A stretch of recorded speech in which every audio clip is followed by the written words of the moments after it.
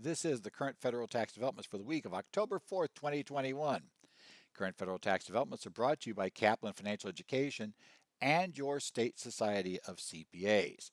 I'm Ed Zollers, coming this week from Phoenix, and hopefully this time my recording will work and won't get interrupted. It turns out I forgot to turn off the ability for somebody to try to send me a FaceTime call, and I'm recording on a Mac this week, so unfortunately, turns out just do not disturb on the Mac doesn't stop that. Apparently, Apple doesn't consider FaceTime call to be an interruption.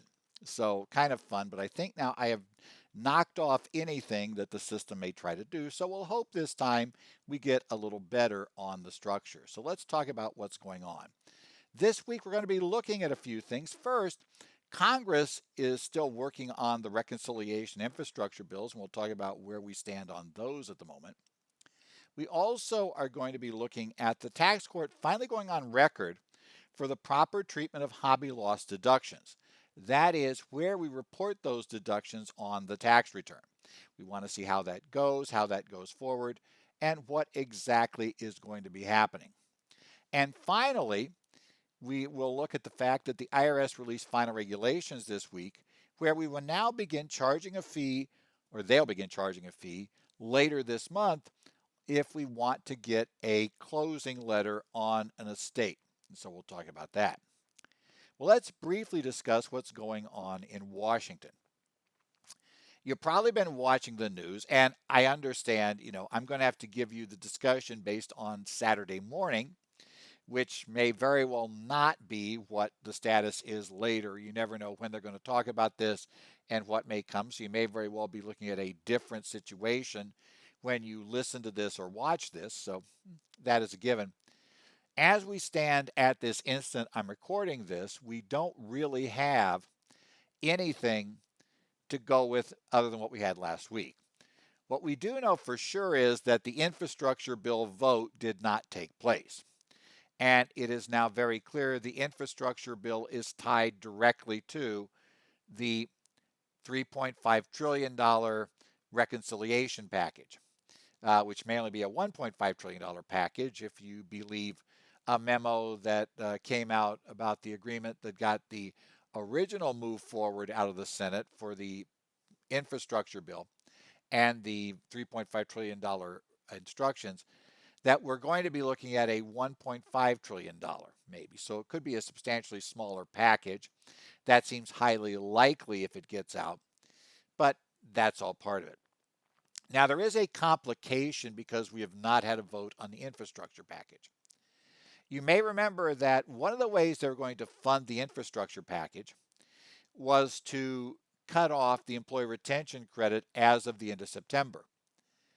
Now, because of that, where they cut it off the end of September, we're going to have a problem because now we're past the end of September and there are employers who may qualify who are not recovery startup businesses. Under the original infrastructure bill, the only type of businesses that could get the employee retention credit after September 30 were recovery startup businesses, the RSBs. So those that began operating a trade or business on, after February 15th of 2020.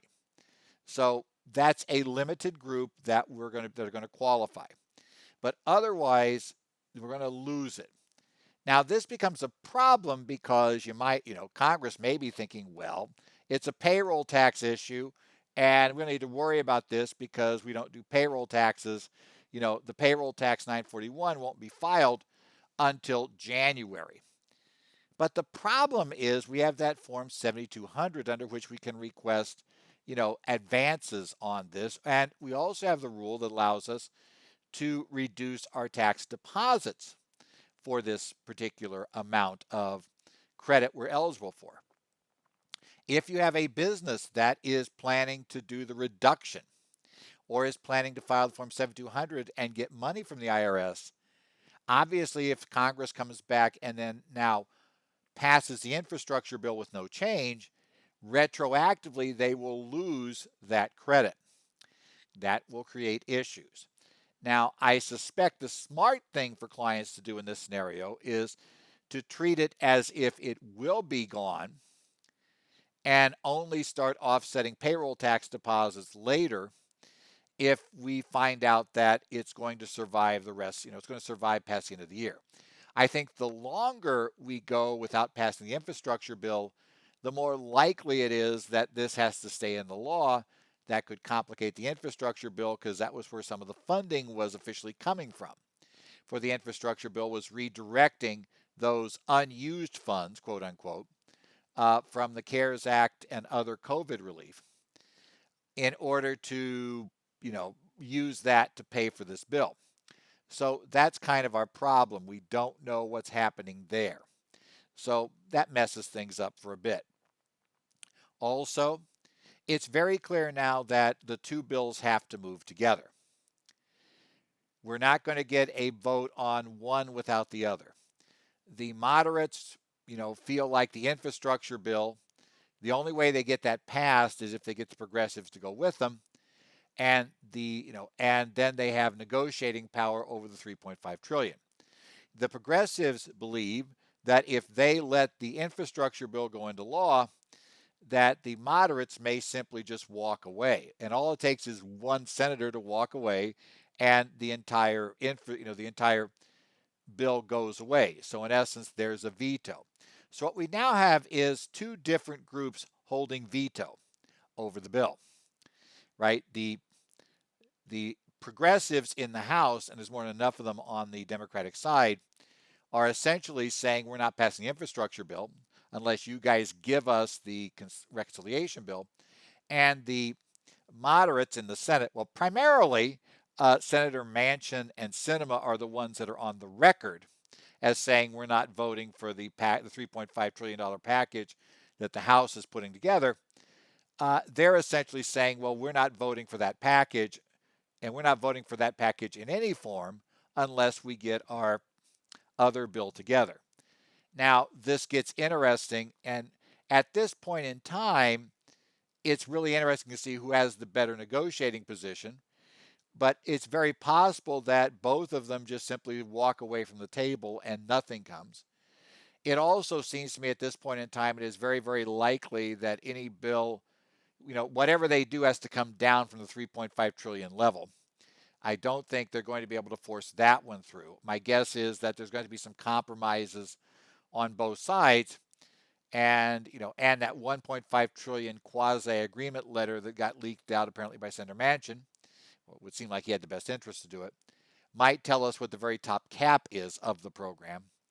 But we'll just see how things go forward. Will we get a decision? Will they do something? What that means for us, though, for tax planning, which is really my issue, I got to look at this from a planning perspective. And I agree with an article that was written this week in one of Steve Lineberg's letters from Lineberg Information Services. If you subscribe to his packages, one of the things which you got this week was an article talking about planning issues, mainly in estate tax. But I think an overall observation there probably makes sense that at this point, with the proposals on the table, it's highly unlikely that an effective date would move up for anything in the package. So, it's highly unlikely we will see an effective date move forward. So that if there's something like, the changes in various uses of trust for estate planning, things you do and funds you try to move in on and after January 1st of 2022 would be covered by them, it's very likely that date would not move forward. So you can conceive that if this passes and affects you, you'd want to take action before December 31st. But this comes with a caveat. If it's an action you would take anyway, maybe you're going to establish a GRAT, or maybe you're going to establish an intentionally defective grantor trust. But the client wasn't rushing around because they know they're not going to die in the next year. A little tough to know how they know that, but they know that. So they figure they have time to get it done, and so they're just not moving very quickly. Well, you might speed that up and get it done. Understanding we'll need to do it by the end of the year. But there are some clients who don't want to do the trust for various reasons, who don't want to commit as much as they have to commit at that point. And those clients are ones where, well, they'll do it if it's going to be a big savings, but if not, they don't want to commit yet. They want to hold on to it. Those clients are ones where you start talking about what you would do. You start preparing for the option, but you don't necessarily pull the trigger.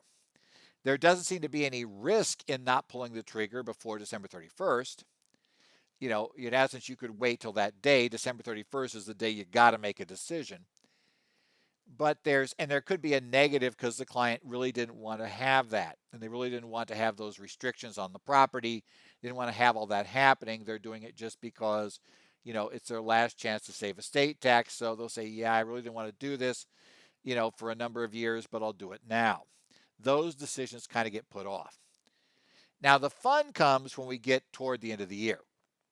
And this is what you got to worry about clients. There are two not good things could happen at year end that we need to react to. Option one, they're still talking. The programs are not dead, but they're also not passed. At that point, the client's got to make a decision. Look, there is a chance none of this happens. There's a chance that you're going to do this and you didn't have to. Are you okay if that turns out to happen? Or do you consider that to be, a result you just want to avoid? You would only do this if going before December 31st or by December 31st would actually save taxes and it would be forced by this law.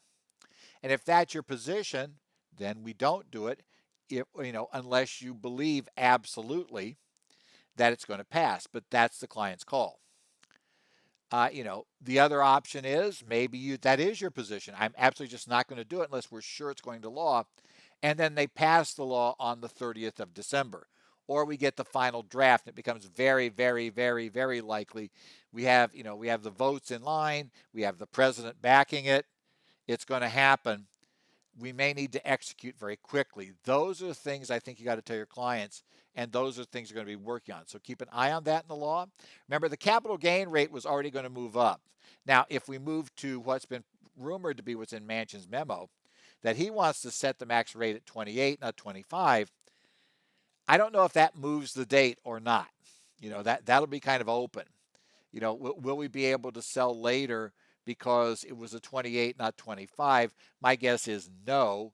They'll say you knew rates were going up. We told you that already on September 13th. So I don't know that you have a lot you can do with that. But again, we don't know until we see language. And of course, by the time we see language, see if they're going to move that date, probably too late to move it. So, you have to see things like that and keep your eye on the various things. And as I said, given if the package really is down to 1.5 trillion from 3.5 trillion of spending over the term, then some things aren't going to be in the tax bill that are there right now. And, probably some revenue raisers will be missing, and we'd have to figure out which ones they are. And that also is unknown, and that's something we'll be waiting on. Okay, let's talk about the tax court case now, because we got that. That's a little bit interesting this week and something you want to consider. This is the case of Gregory versus Commissioner, Tax Court Memorandum Decision 2021-115. That was issued on September 29th of 2021. And let's talk about the facts of the case first, and then why it's unusual.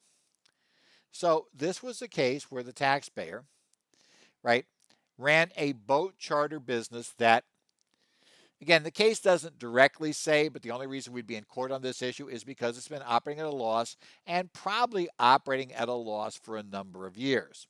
That's usually how these issues get before the court. Now, this was somewhat unusual for a lot of the hobby loss cases in that this charter business had significant gross receipts. It had over $300,000 of gross receipts this year, but obviously had larger amounts of deductions than the gross receipts. So, a lot of hobby loss cases, they have no income. That's also kind of why this becomes irrelevant too. So we'll get to it that way. The IRS has obviously taken the position that this is an activity not entered into for a profit, what we tend to refer to as a hobby loss, under 183. And the only issue is under 183, the way the law reads, Section 183B, there are two sets of deductions. So we take those deductions that you would have been able to claim on Schedule C, and we do two things with them. You're allowed a full deduction without limit for any item that you would get a deduction for the item even if it wasn't in a business or a for-profit activity. So for instance, these boats, let's say there are property taxes imposed on the boats that are based on their value. If there's property tax on the boat based on its value, that would be deductible anyway. So that deduction, right, would be allowed. So those we get. But then we take gross receipts, reduce gross receipts by those deductions we get anyway. And if we still have remaining gross receipts, then the other deductions, and this under 183B1, we get right up to the extent of that income reduced by those deductions we'd get anyway. But the question before us is, where exactly do those deductions get claimed? Right? We know we have deductions. We know they're involved. Where do we claim those deductions? That's probably the tough part we've got to look at here. Where do those deductions get claimed? Okay. Now, the IRS in this case moved everything to Schedule A, the Itemized Deductions page. They put the taxes in the section of Schedule A for taxes. And this is before 2018, before the TCJ took effect. So, they would be fully allowed. They'd be up there unless he's subject to AMT. Okay, so that's fine. They then moved the other deductions. Everything else was allowed was a miscellaneous itemized deductions subject to the 2% of AGI cap. Okay, that was important to understand. It had to be subject to the 2% cap. So these deductions that were subject to the 2% cap is what we were allowed. And in his case, because his income was so high, he got no benefit from those deductions. His income was high enough that there was not a tax benefit to him of being able to claim those deductions. So he didn't get the benefit. That created the problem for him, right? Now the taxpayer went to court and argued that under Section 183, said Section 183 never said these were miscellaneous itemized deductions. So I want to say that they should be just plain old deductions offset against the income in computing my adjusted gross income. They would go above the line.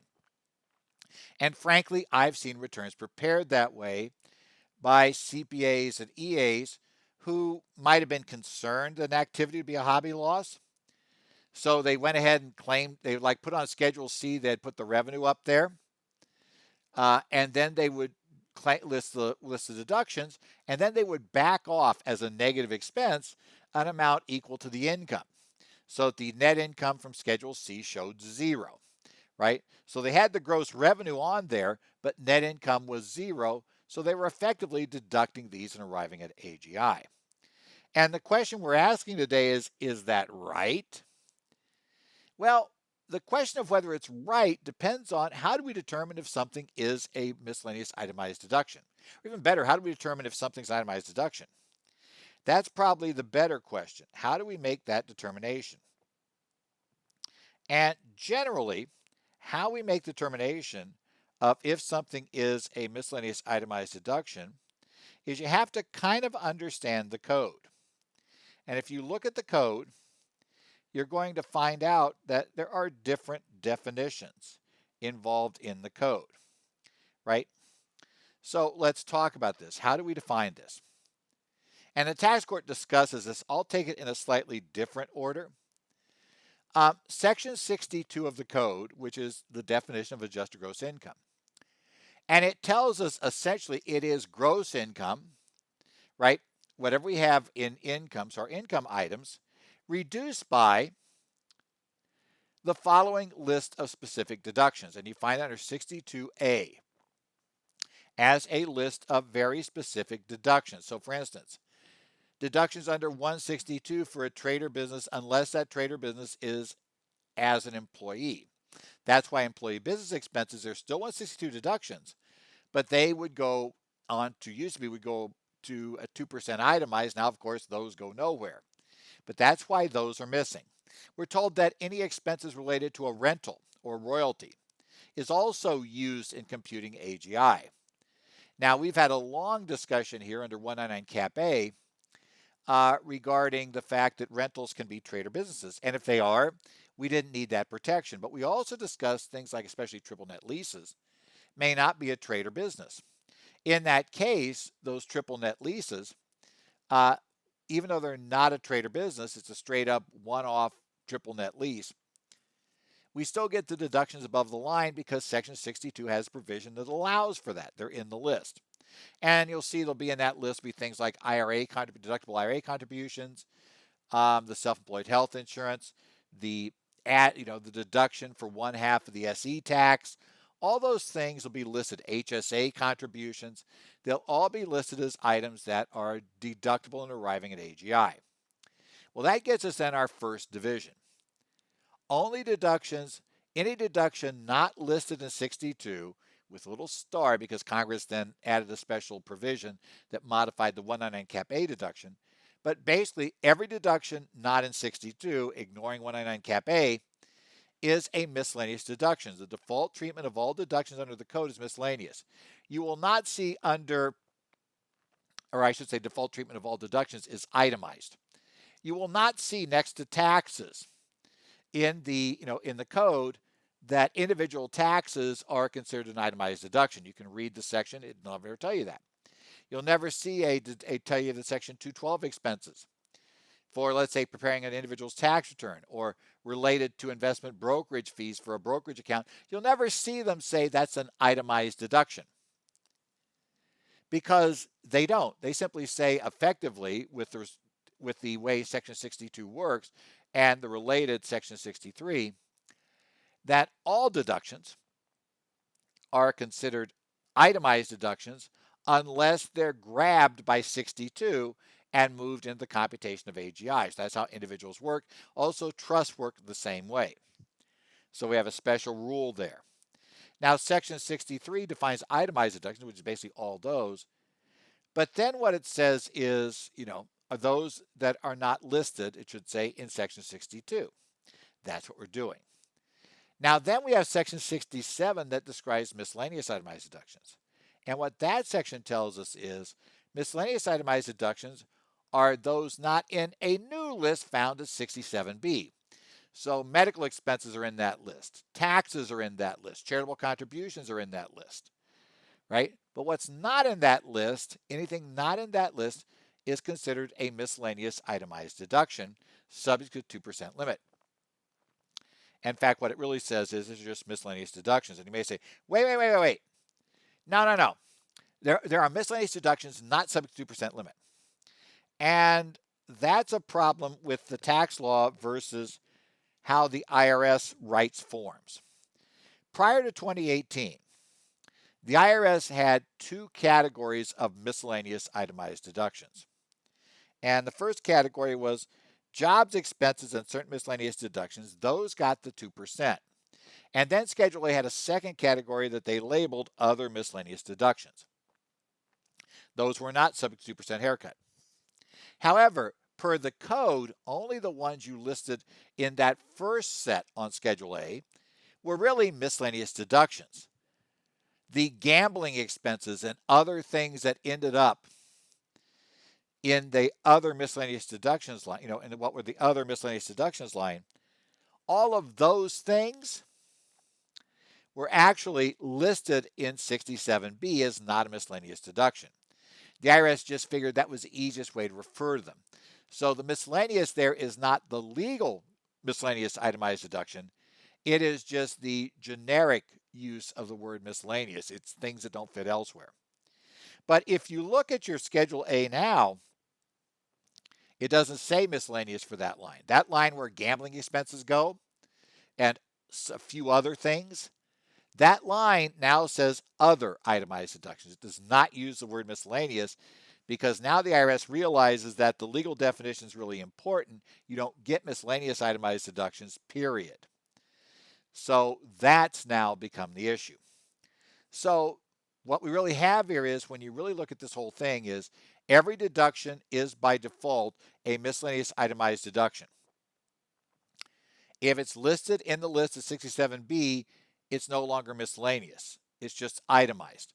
And if it's listed in the list at Section 62, then we can take it out of itemized deductions entirely. So as I say, default treatment, if neither 62 or 63 refers to this deduction, 62, or I should say 67B, refers to this deduction, it's a miscellaneous itemized deduction and it's a problem.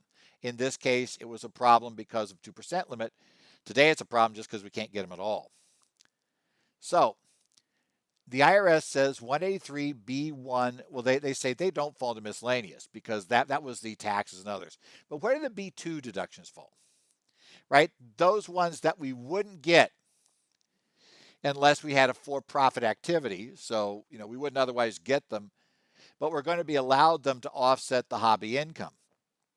Where do they go?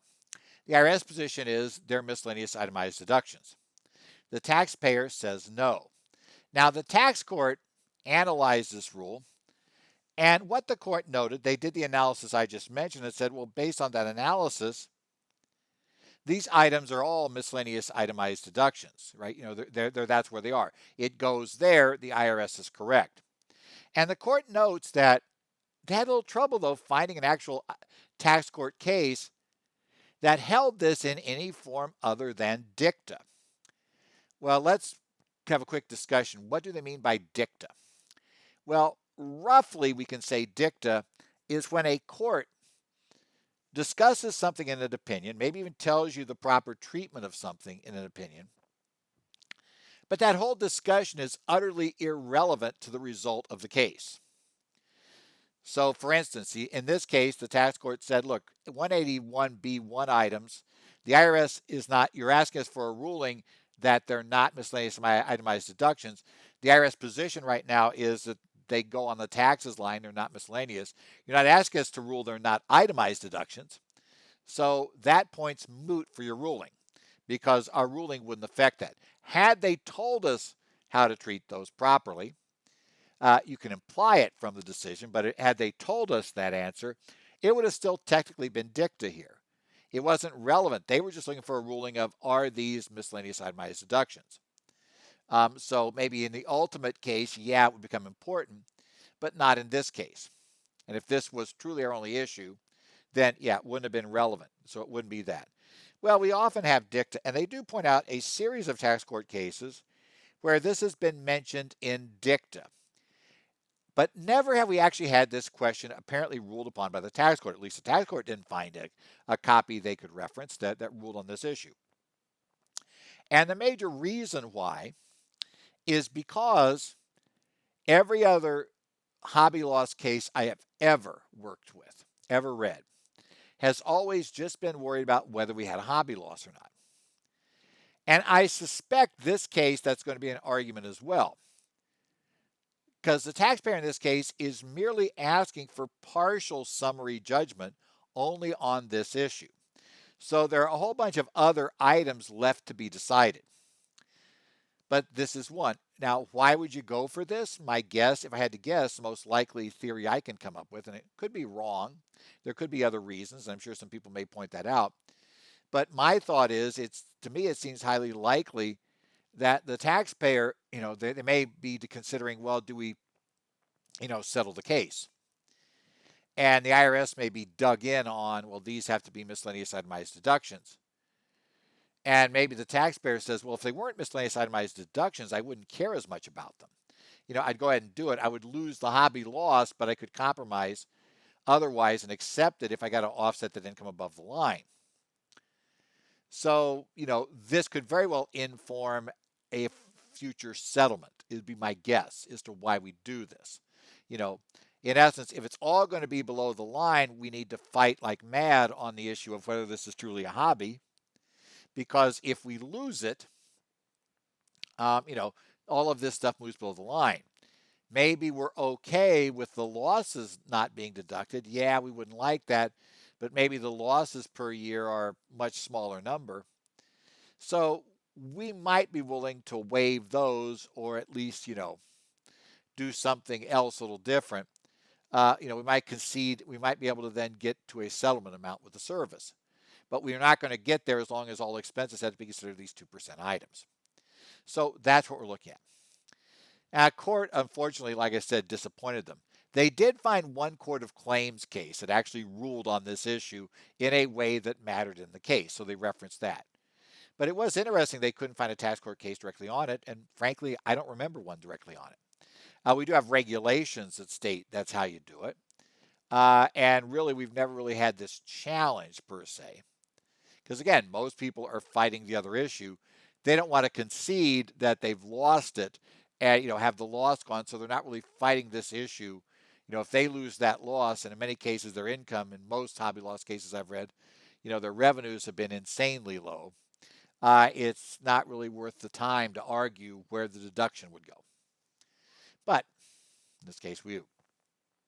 Now, the taxpayer first objected, and they said, look, a plain text reading of Section 183 requires it to be deducted above the line. We've discussed this a few weeks ago that, yes, the taxpayers are correct that if the plain text of Section 183 unambiguously states that this is a deduction to be considered in computing AGI, then it doesn't matter what regs say, IRS guidance says, doesn't matter anything else, what congressional intent might have been, we would get the deduction above the line. So they're correct on that. We discussed that in detail, right? As going back to the Connecticut National Bank case, the Supreme Court's theory is if the law clearly gives us an answer, we're done. Quit looking, go home. It's over. But the court pointed out in this case that Section 183 itself they said we got a deduction. They said nothing about what type of deduction we got. It left the question open, just the same as the tax, when you go back and you look at Section 162, it doesn't say if it goes above the line or not. And as we know, if you're an employee, it goes below the line. If you're not an employee, it goes above. But that's defined in Section 62, not in 162. Right? We go, look, the deduction for an IRA deduction, deductible IRA, that section doesn't tell us whether we get it above the line or below the line. Section 212 for miscellaneous itemized deductions, it doesn't tell us if it's above the line or below the line deduction. 183 is the same way, it's silent. Silence is not unambiguous anything.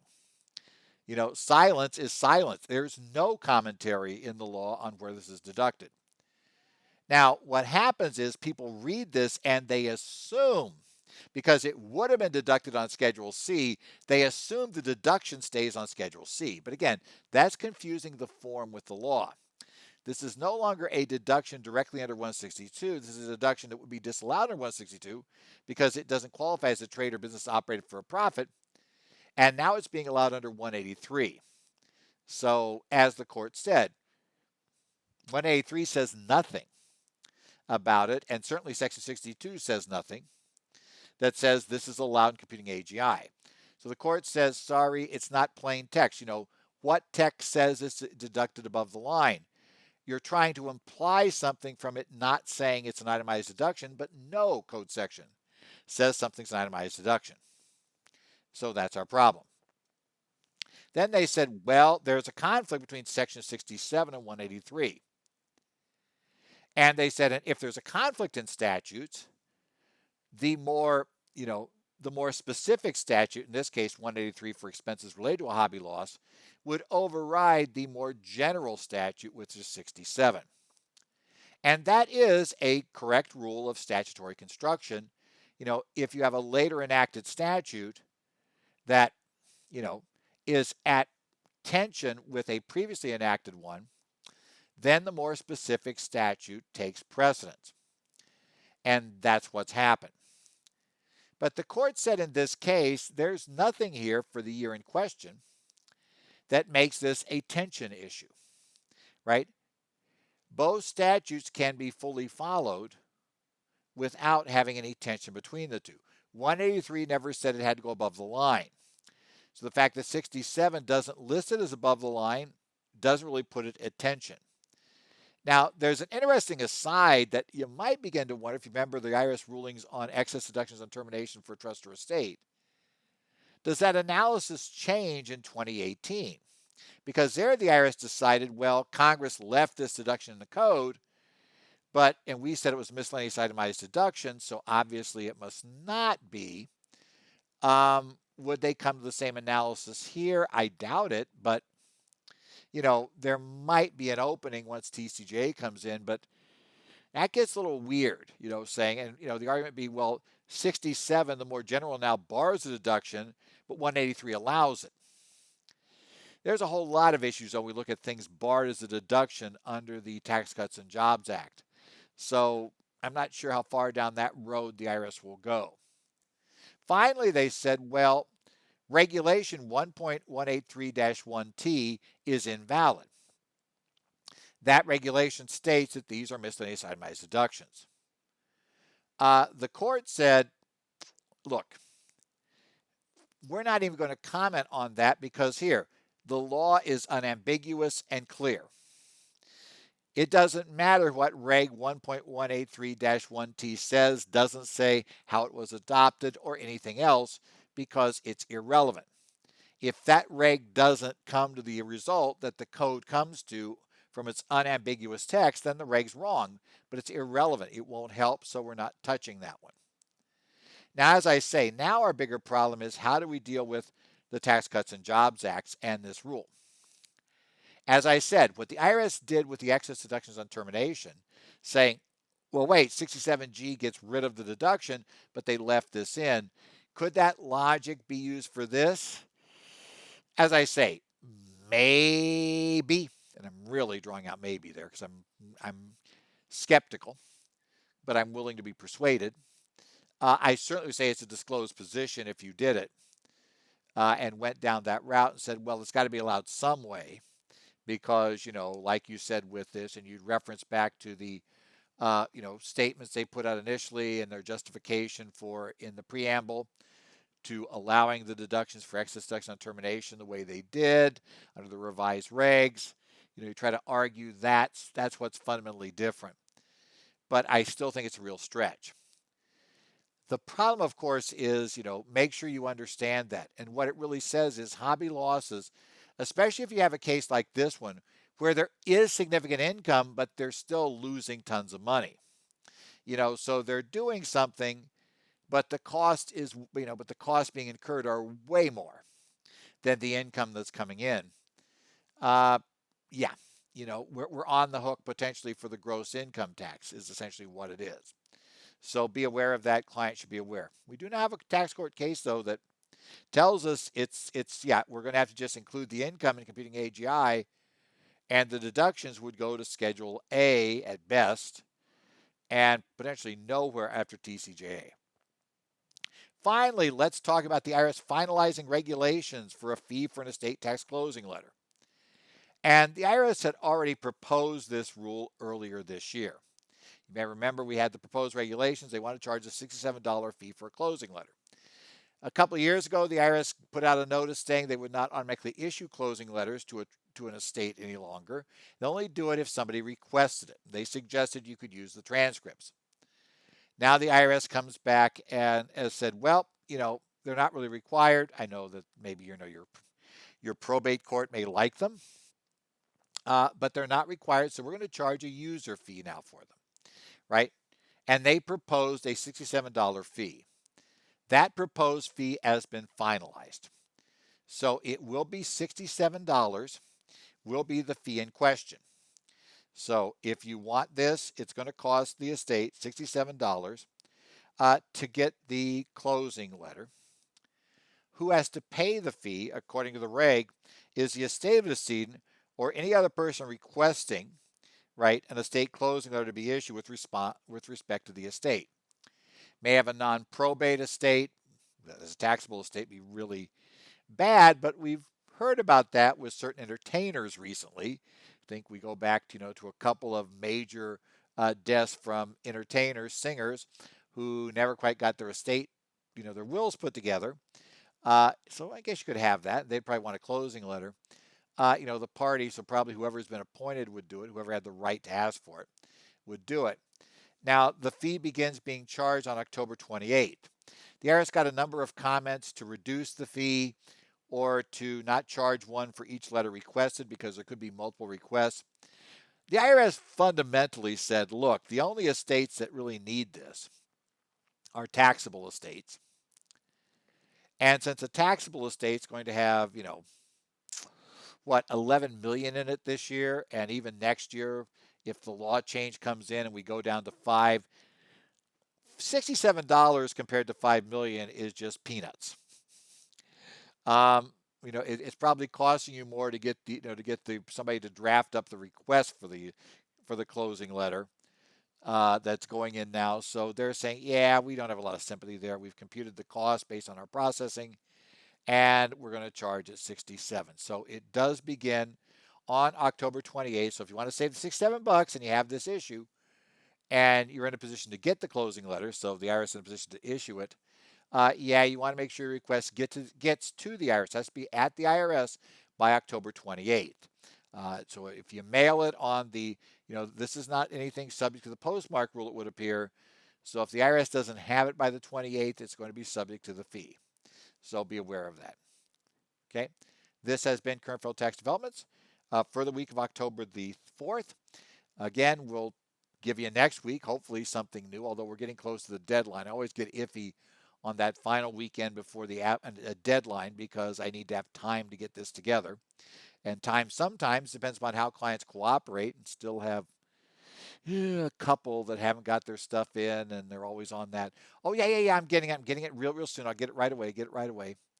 And of course, I'll warn them that now it's too late. We might not get them filed on time, but you all know how that works and you get feeling like, yeah, I should get it done.